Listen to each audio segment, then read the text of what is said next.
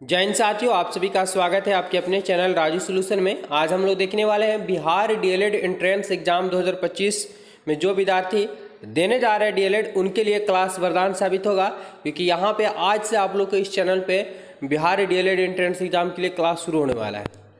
इसके पहले भी क्लास चल चुका है 2024 के लिए और बहुत से बच्चे यहाँ से फ़ायदा भी उठाए हैं। तो आप लोग के लिए क्लास शुरू हो रहा है, जो भी 2025 में देने जा रहे हैं हमारे चैनल से बस ज्वाइन करें। शाम को 7 बजे इस पर क्लास देखने को मिल रहा है, जीके जीएस का, साथ ही साथ में मैथ का। तो जो भी क्वेश्चन आएंगे वो अति महत्वपूर्ण प्रश्न है। इसका पार्ट 1 हो चुका है जिसमें 20 क्वेश्चन हुआ था। आज हम लोग 21 से देखने वाले हैं। Very very important question. आप लोग को आंसर पता है तो कॉमेंट करेंगे। दिया हुआ है कि दल बदल के आधार पर निर्वाचित सदस्यों की अयोग्यता संबंधित विवरण संविधान के किस अनुसूची में दिया गया है। तो देखेंगे दल बदल के आधार पर निर्वाचित सदस्यों की अयोग्यता संबंधी विवरण जो अनुसूची जो दिया गया, जारी किया गया, यह 10वीं अनुसूची में आता है दल बदल कानून। ऑप्शन सी, अगर ऑप्शन सी आप लोग बताएं तो बिल्कुल सही है। अगला सवाल है कि निम्नलिखित में से किसके अंतर्गत आने वाले विषयों पर नियम बना सकने का संसद को एकमात्र अधिकार है। मतलब अगर कोई चाहते हैं संसद कि एक नया नियम लाए, नया कानून बनाया जाए, तो वह संसद को केवल वह एकमात्र अधिकार है। वह किसके अंतर्गत आता है, किस सूची के अंतर्गत आता है? तो ये जो सूची के अंतर्गत आता है संघीय सूची के अंतर्गत आता है। अगर ऑप्शन ए आप लोग बताएं तो बिल्कुल सही। चलिए आगे बढ़ते हैं। 23 नंबर सवाल क्या बोला है कि लोकसभा में किसी विधेयक को धान विधेयक के रूप में कौन प्रमाणित करता है। क्या सवाल है कि लोकसभा में किसी विधेयक को धान विधेयक के रूप में कौन प्रमाणित करता है। तो प्रमाणित जो करते हैं अध्यक्ष करते हैं। ऑप्शन डी यहाँ पे राइट आंसर हो जाएगा। चलिए फटाफट से क्लियर कर रहे हैं, घबराना नहीं है। एवरीडे क्लास मिलेगा आप लोग को, साथ ही साथ मैथ का भी। वो भूदान आंदोलन किसने प्रारंभ किया था। सवाल वेरी वेरी इंपॉर्टेंट है। भूदान आंदोलन किसने प्रारंभ किया था। क्या महात्मा गांधी, जयप्रकाश नारायण या विनोबा भावे, राम मनोहर लोहिया। तो भूदान आंदोलन जो है वो विनोबा भावे ने शुरू किया था, प्रारंभ किया था। Option C correct answer. अभी तक हमारे चैनल से ज्वाइन नहीं किया तो आप बस ज्वाइन कीजिए। पाक जल डमरू मध्य किसको अलग करता है। Very very important question. पाक जल डमरू मध्य किसको अलग करता है। ये अलग करता है भारत और श्रीलंका को। ठीक है, भारत और श्रीलंका को अलग करता है पाक जल डमरू मध्य, याद रखेंगे। ऑप्शन यहाँ पे सी करेक्ट आंसर हो जाएगा।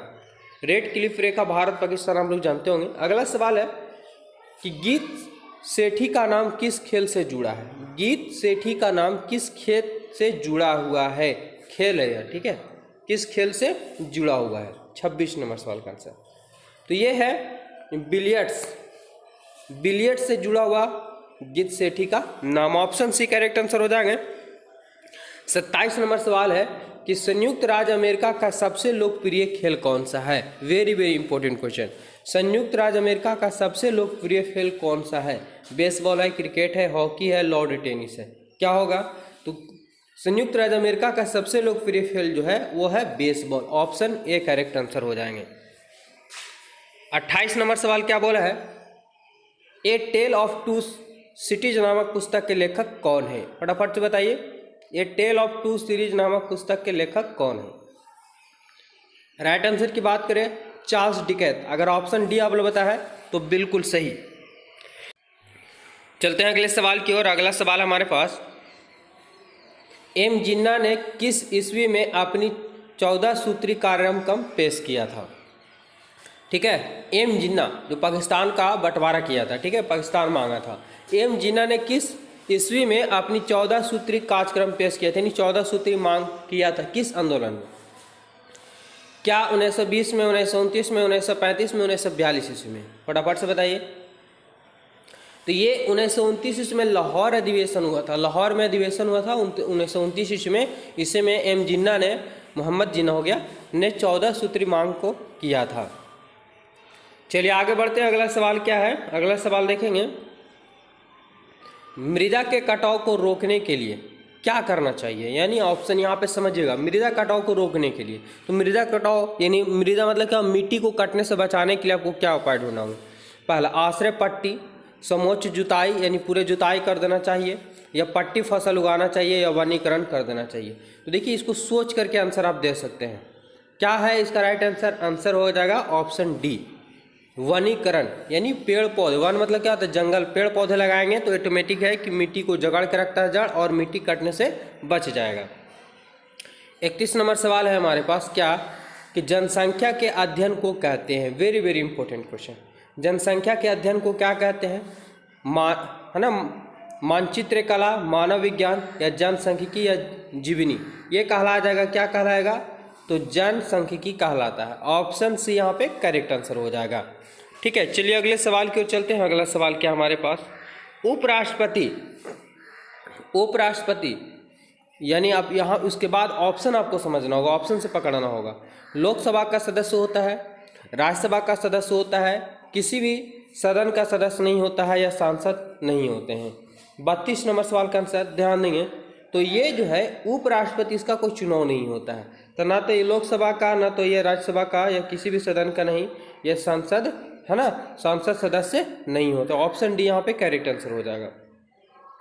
33 नंबर सवाल है कि वर्ष 1914 में भारतीय राष्ट्रीय दल की बर्लिन में स्थापना किसने की थी? 1914 ईस्वी में भारतीय राष्ट्रीय दल, क्या है? भारतीय राष्ट्रीय दल की स्थापना 1914 ईस्वी में जो बर्लिन में किया गया था, वो किसने किया था? किसने किया था?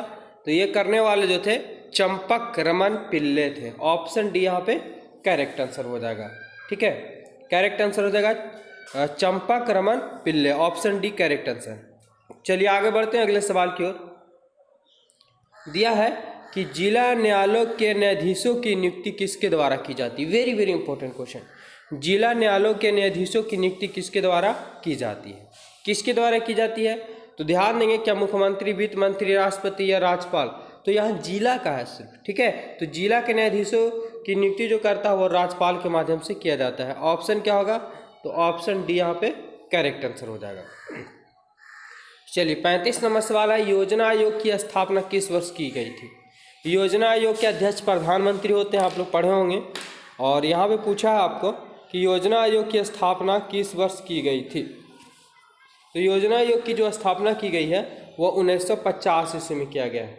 कब? 1950 ईस्वी में। ऑप्शन क्या होगा? डी। यहाँ पे ए करेक्ट आंसर हो जाएंगे। ठीक है, ऑप्शन ए करेक्ट आंसर हो जाएगा। Very very important question clear हुआ है।